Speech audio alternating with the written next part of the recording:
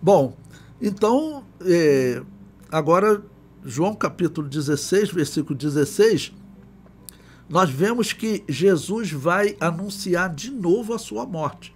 Como eu estou falando para vocês, o entendimento sobre a morte do Cordeiro Pascal, parece que só João Batista entendia isso.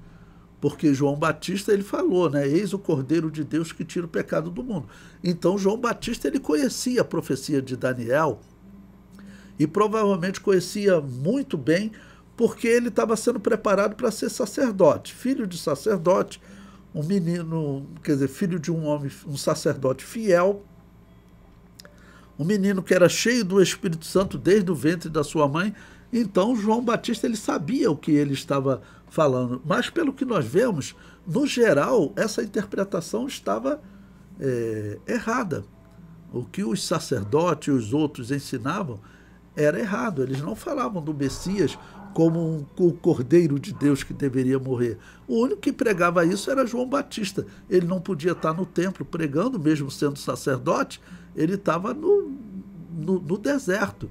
Por quê? Como eu tenho dito para você estar numa sinagoga, num local de destaque, onde você conseguia uma renda, né? João Batista, claro, precisava sobreviver, então ele tinha que estar como sacerdote e ele tinha que, de alguma maneira, ele era direcionado pelos Herodes.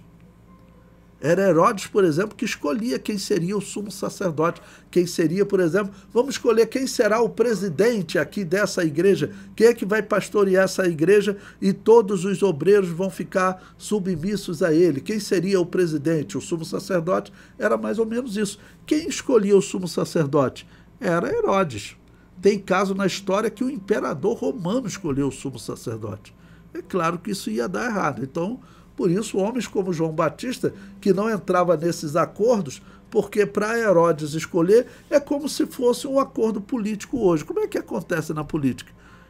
Tem canais de TV, a CNN, que ela fica passando lá notícias de acordo, é tudo acordo, acordo. Imagine esses acordos com Herodes.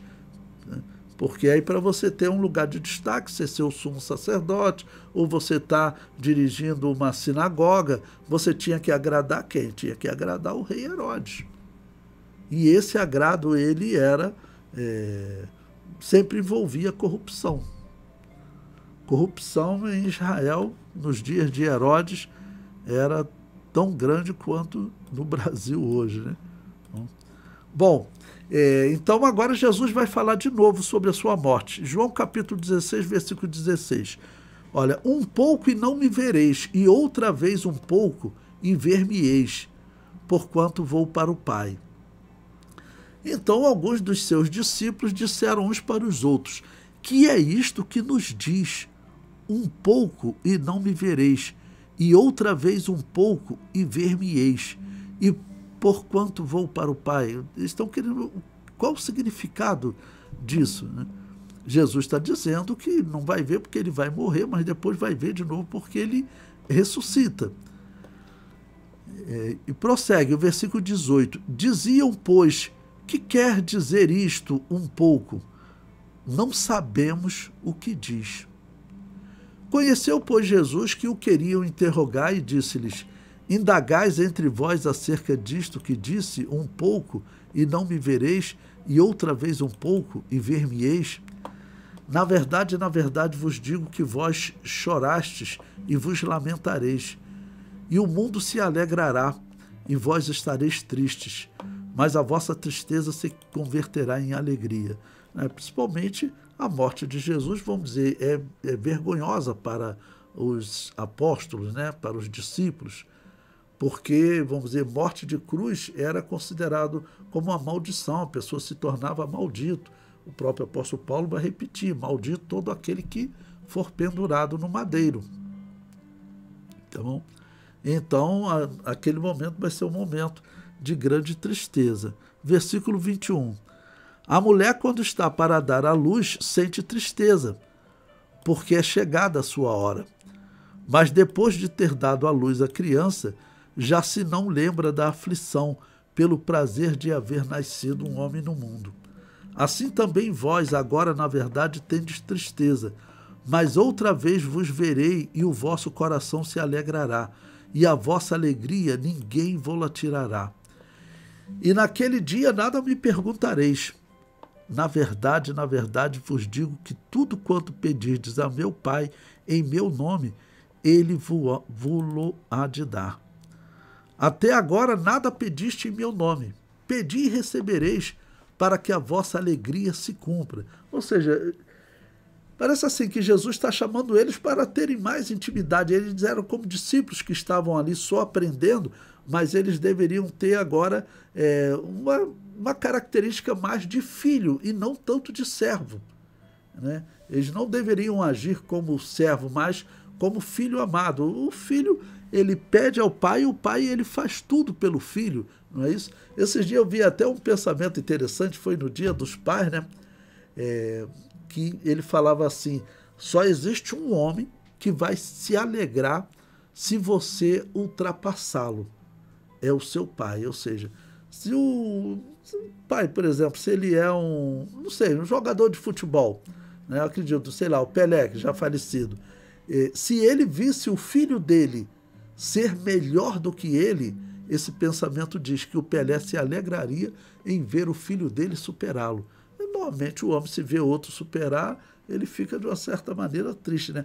Mas se é meu filho que me superou, isso causa alegria no homem. Então isso fala de uma certa intimidade, de amor entre o pai e filho. Ou seja, Jesus está dizendo para eles que eles devem agir agora mais como filho. Vocês ainda não pediram nada em meu nome, né? Comece a pedir ao Pai, peça em meu nome, para que a vossa alegria se cumpra. Versículo 25. Disse-vos isso por parábolas. Chega, porém, a hora em que vos não falarei mais por parábolas, mas abertamente vos falarei acerca do Pai.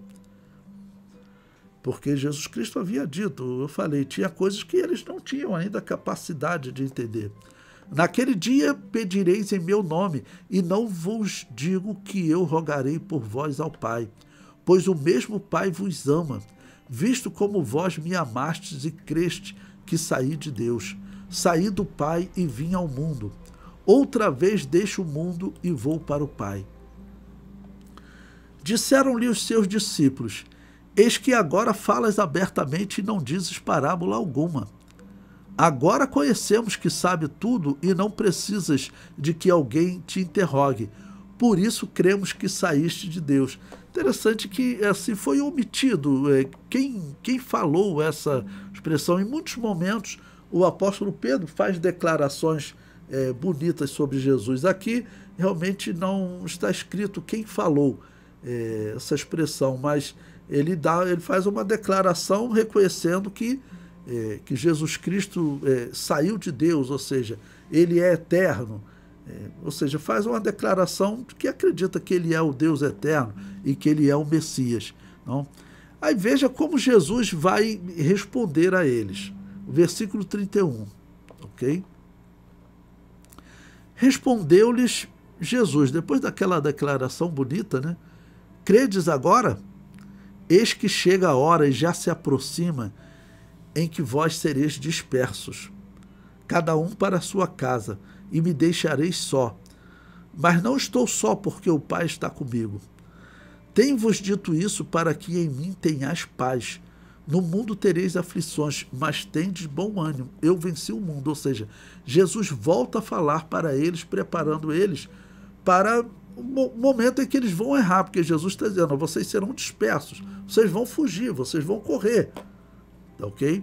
Preparando eles para o que eles vão sofrer, né?